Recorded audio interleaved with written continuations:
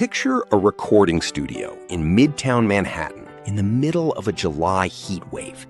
The engineers are in short sleeves, sweating through their shirts, fanning themselves with session notes. The air conditioning is losing.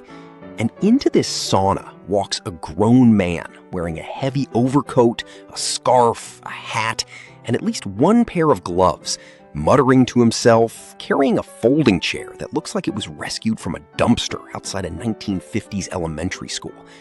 Everyone in the room has learned by this point not to react. This is just Tuesday. This is Glenn Gould arriving to record Bach.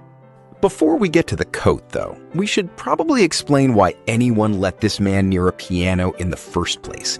And the answer is that he was, by any reasonable measure, one of the great musical minds of the 20th century. Gould was born in Toronto in 1932, the only child of a family that noticed almost immediately that something unusual was going on. He had perfect pitch before he had a full vocabulary. He was reading music before some kids are reading picture books. He studied at the Toronto Conservatory, absorbed the standard repertoire the way other children absorbed cartoons, and by his early 20s had developed the kind of technique that makes other pianists quietly reconsider their career choices. His breakout moment arrived in 1955 when he recorded Bach's Goldberg Variations for Columbia Records. This was, on paper, a strange choice. The Goldberg Variations were considered a respectable but slightly dusty corner of the repertoire, more admired than adored, the kind of piece serious people nodded at politely. Gould played it like it had a pulse. His tempos were audacious, his articulation was crystalline, and the whole recording had an electric, almost jazz-like clarity that nobody expected from a set of 18th century keyboard variations. The record became a sensation. A 22-year-old Canadian pianist had somehow turned Bach into something you could not stop listening to. And virtually overnight, Gould went from promising talent to genuine international star. For a few years, he lived the life that fame is supposed to look like, touring the world, playing with major orchestras, collecting the kind of reviews that get pasted into scrapbooks. And then, in 1964, at the peak of his popularity, he did something almost nobody in his position does. He quit. Not music, just the stage. Gould walked away from live concert performance entirely at 31 years old and never went back. He decided he despised almost everything about the concert ritual. The coughing, the presence of an audience judging him like a sporting event, the pressure of a single unrepeatable take. He believed the recording studio was the only place real musical truth could happen, where a performance could be shaped and perfected rather than gambled on a single evening. So he retreated into the studio and into radio, making documentaries like The Idea of North, obsessing over the Canadian wilderness and solitude, and continuing to record Bach, Beethoven, and Schoenberg with the same fierce intelligence, now with nobody watching him do it. In 1981, near the end of his life, he returned to the piece that had made him famous and recorded the Goldberg Variations again.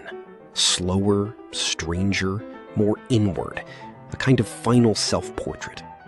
He died in 1982, only 50 years old, having spent the back half of his career as a genius, essentially performing exclusively for a microphone.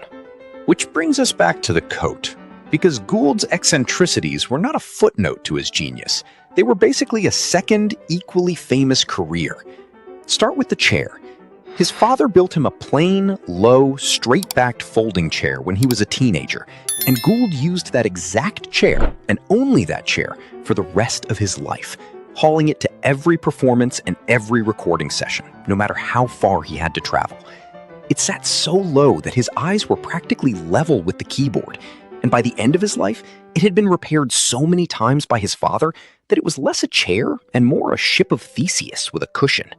Audiences and engineers grew accustomed to the sight of one of the most famous pianists alive, perched on what looked like a piece of furniture salvaged from a church basement sale. Then there was the temperature situation.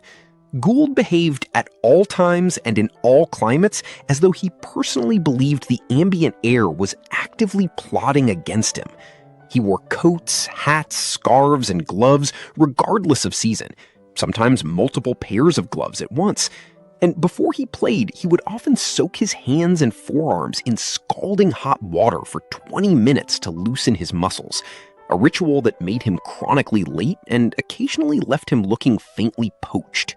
He was famously germophobic, avoided shaking hands whenever possible, and once sued the Steinway Piano Company for several $100,000 after their chief technician greeted him with what witnesses described as a friendly pat on the shoulder, which Gould insisted caused lasting nerve damage to his playing arm. He was also a committed hypochondriac who tracked his own pulse obsessively, kept a small pharmacy's worth of pills on hand at all times, and wrote long, detailed letters to doctors describing symptoms that ranged from plausible to wildly imaginative. He also hummed, constantly, audibly, uncontrollably, while he played, to the eternal despair of every recording engineer who ever worked with him, since his voice would bleed onto master tapes of some of the most refined piano recordings ever made, meaning that underneath Bach's most exquisite counterpoint, there is, if you listen closely, a Canadian man quietly singing along to himself. He conducted with his free hand mid-performance, as though leading an invisible orchestra only he could see. He kept an unusual nocturnal schedule, working through the night and phoning friends, producers, and total strangers at 3 or 4 in the morning for hours-long conversations about music, philosophy, or nothing in particular. And in his letters and private writings, he invented an entire cast of fictional alter egos, including at least one imaginary German music critic he corresponded with as though the man existed, essentially conducting interviews with himself under a fake identity, because apparently one Glenn Gould, however strange, was not quite enough material to work with. So, if you ever find yourself picturing that Manhattan studio again, engineers sweating in short sleeves, while a man in a full winter coat lowers himself onto a broken lawn chair, hands still pink from scalding water, humming under his breath before he even touches a key, understand that you are not picturing a musician having an off day. You are picturing Glenn Gould on a completely normal afternoon,